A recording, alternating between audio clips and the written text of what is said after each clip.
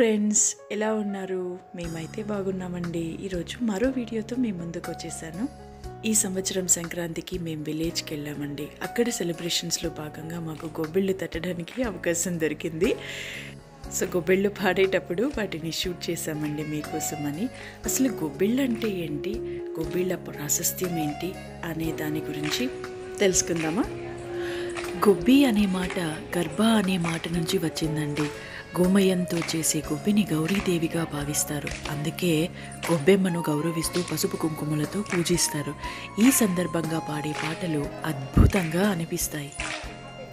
గొబ్బి పాట కన్నెపిల్లల కోరికలను, వారి భవిష్యత్తును, పుట్టినిల్లు మెట్టినింటి సౌభాగ్యాన్ని కోరుకుని ఆడపడుచుల మనసులను తెలియజేస్తుందండి.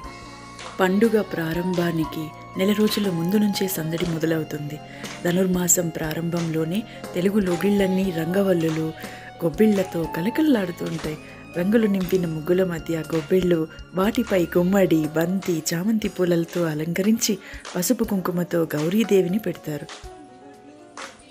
భోగి రోజు సాయంత్రం గొబ్బిళ్ళ చుట్టూ తిరుగుతూ పాటలు పాడతారు. ఈ పాటలు ఎలాంటి వైరాలు వైషమ్యాలు లేకుండా కలిసిమెలిసి జీవనం సాగించాలనే ధర్మాన్ని బోధిస్తుంది. రాయలసీమ ప్రాంతంలో వినిపించే ఈ పాటల్లో చాలా పాటలు ప్రాముఖ్యతలు ఉన్నాయండి. మేము ఇక్కడ కొన్ని అయితే సెలెక్ట్ చేసుకొని పాడాము. మీరు కూడా వినేసేయండి ఒక పాటని.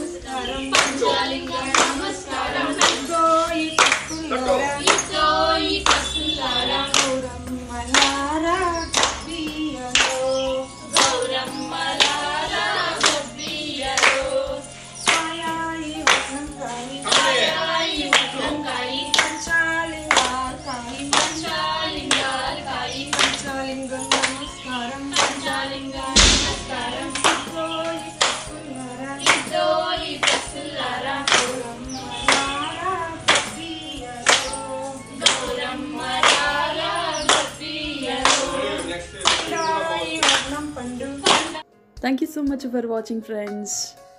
Please like and subscribe. Bye for now.